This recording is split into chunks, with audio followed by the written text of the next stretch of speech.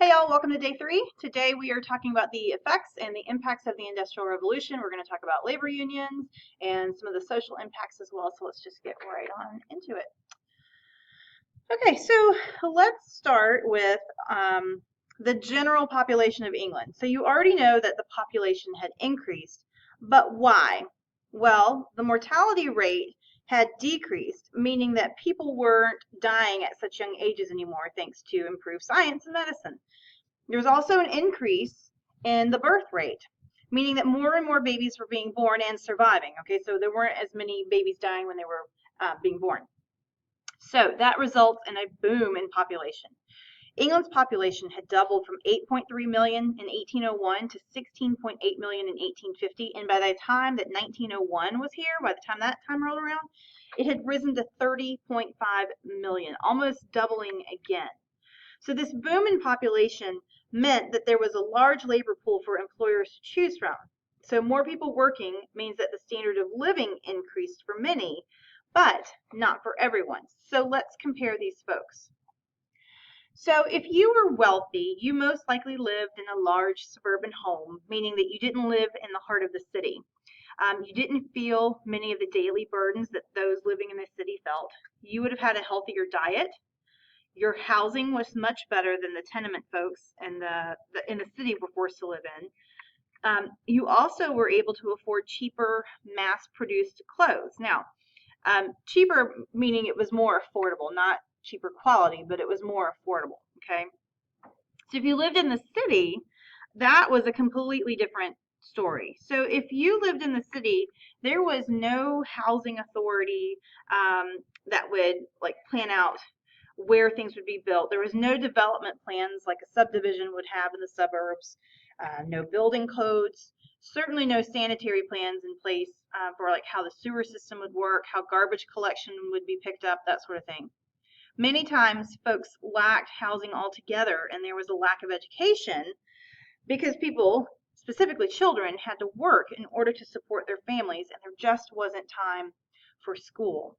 So these folks, they didn't have any sort of protection from the police at all. So you can see how people living in the cities, they lived quite a different life than those who were wealthy and living in the suburbs. So what else? Well, because of industrialization, the balance of power across the world shifted. England was not the only country experiencing industrialization. Belgium, Germany, and the United States also went through a period of industrializing. Now, it's when there began to be this is when we begin to see industrialized nations and those that are still unindustrialized. And we refer to nations as being either industrialized or unindustrialized today. So there was also an increase in urbanization, okay, which I believe is one of your vocab terms that you should remember. So our cities are going to grow as well. We see where the population is going to move from farms, and they made their living by farming, to living in cities and working in factories. So because there are more factories, the environment is impacted as well by the amount of pollution that these factories are putting out. On the bright side, though, there is an increased number of people who are educated. So we do see more people going to school, still not everyone, but more people are going to school. The working class, they were tired of their poor working conditions. So remember that they worked an average of 12 to 14 hours a day, 6 days a week, and oftentimes very dangerous conditions. So our middle class begins to grow as there began to be more and more factory owners, shippers, bankers, and merchants. And then as our middle class grows, there becomes a divide between the upper and middle classes. So between like the laborers and those who owned the factories and that sort of thing. So with increased education and workers becoming more and more unhappy with their working conditions, we're going to see a rise in labor unions. So labor unions, they did 3 major things for workers. It encouraged workers to organize strikes and demand better working conditions and increased pay. The second thing it did, it also advocated for laws that improve the lives of workers, all workers, so men, women, and children. And finally, the labor unions wanted collective bargaining to occur between labor and management. So, meaning that they wanted the workers to be able to bargain for better pay or better conditions or better benefits with their bosses, that there should be conversations going on between those two groups of people. And they also fought for workers' rights. Okay. But let's look at how society as a whole was impacted by the Industrial Revolution. It was 4 ways.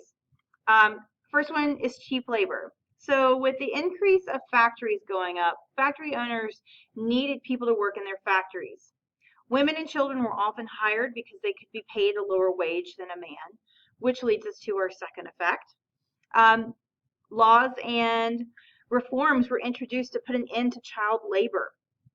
Both Great Britain and the United States reformed labor laws so that children from the ages of 9 to 12 could not work any more than 8 hours a day. And children from the ages of 13 to 17, they could not work any more than 12 hours a day. And remember the Mines Act? We talked about that the other day. It also reformed labor, stating that women and children could not work underground. So eventually, the Child Labor Committee was formed to end child labor. Public education is the third social effect you need to know. By the 1850s, public school systems were starting in the United States, although free public schooling didn't become available in Western Europe until the late 1800s. And finally, suffrage for women. The Industrial Revolution had been pretty amazing in that women could go out and get paying jobs. It was okay for them to go outside the house, get a job, and be paid for their work instead of being expected to work at home. But while they were granted freedom in that realm, they still were denied the right to vote. So while women weren't granted the right to vote until well after 1900, these women fought and marched and protested for the right to vote. Okay, so that is it for today. Next class, we are going to talk about the economic impacts that the Industrial Revolution had. We're going to talk about socialism and capitalism, and I have a really fun activity planned that has to do with candy, so you don't want to miss it, so make sure you're here. Other than that, I will see you next class.